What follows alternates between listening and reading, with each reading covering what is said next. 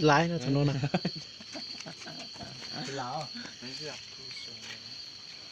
sân cho bắt lô sân nè tụi lái nó nè tụi nó cho phá lan tốc bắt thết nè nói à thôi chứ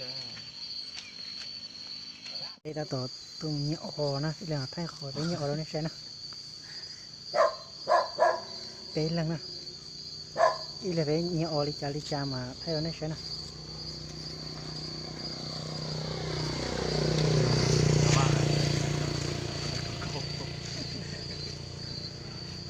về chơi tụi đó nó nhiều nữa. dạ những tin đã đâu có thầy đi dạ tôi nhớ rồi Con được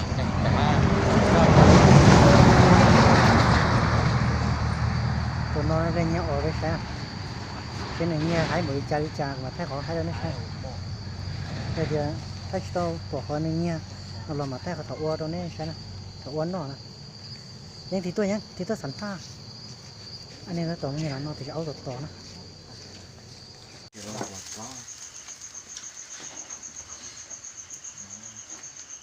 của thì có của đúng không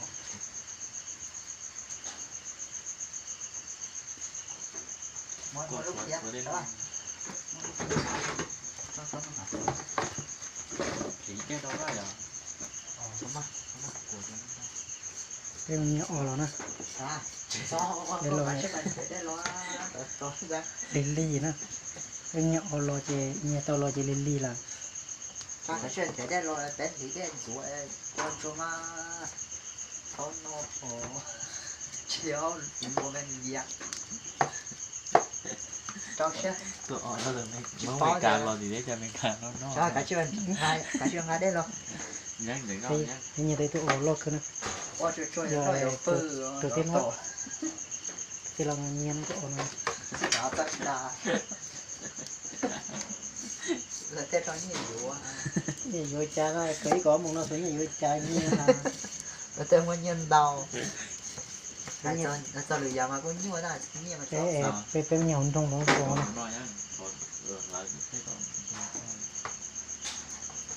phải làm đấy là cái đấy rồi lên nó chỉ dòng nó là có ở cái này nó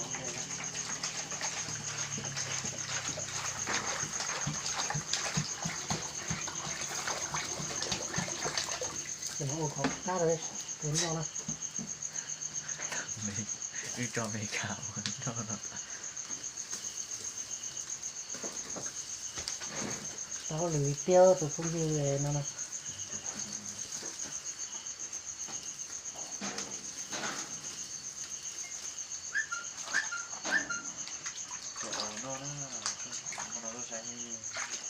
sai được cái để phần ta lọt chân nó cái nhà đây tụi nó lọt tiêu nó tình rồi nó thấy nó cái nó để tầm bờ nó nhiên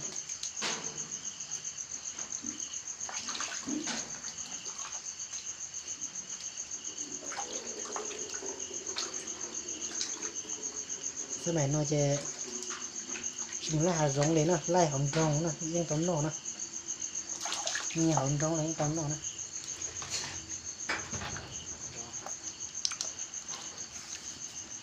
nó tía từ lâu nữa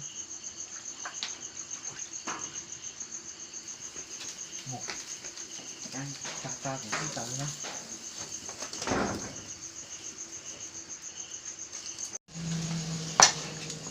cái đó rồi cái lỗ nó cái lỗ ta tụt kiếm ra cái ta kia đi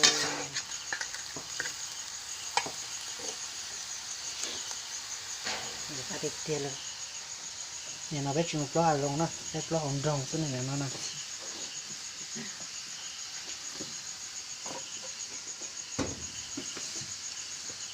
để gì cho tụi cái đầu tua rồi chia phàn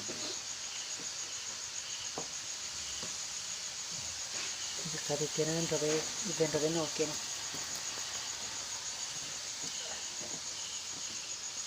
cái dẹp bụng rồi nóยังไงก็ว่าเดี๋ยวลงช่วงนี้ Trời ơi, เฮ้ยก่อน không cũng ngon Rồi nè. chứ. rồi nó phải con Không nó kêu, lúc đó nó kêu rồi. lúc đó nó bên đó toàn nó bên đó Nó thế nào? Lúc có chín quá. Hơi lửa. ôi người ta kia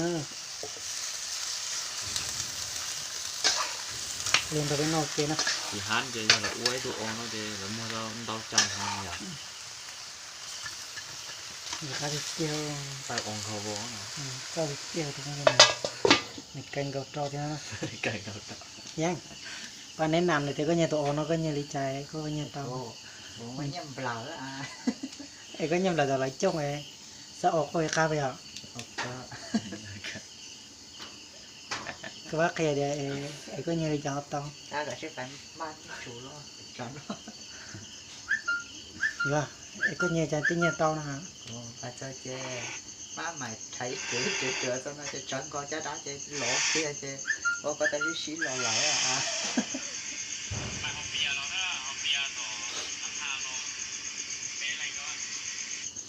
có gì thay cái của ấy có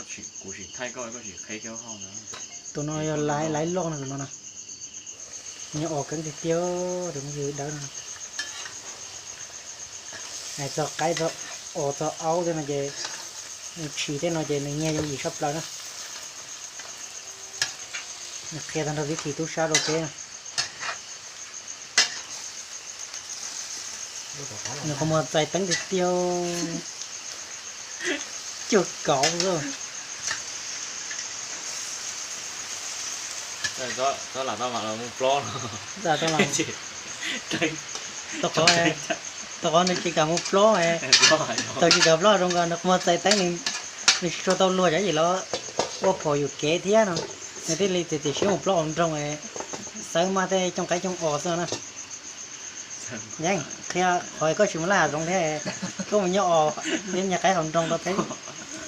cho cái tiếng chào tâm lòng à Cái nó xỉa ra tí nó để xịt ta mà. hay giờ cả bao tiền tôi đổ trời xía rồi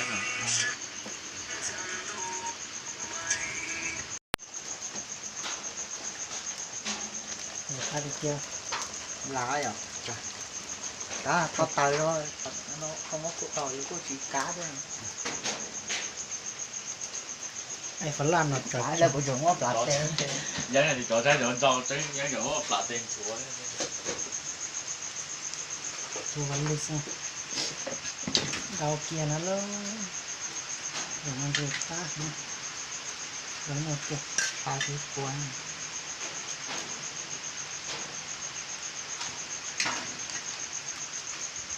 Tắt rồi.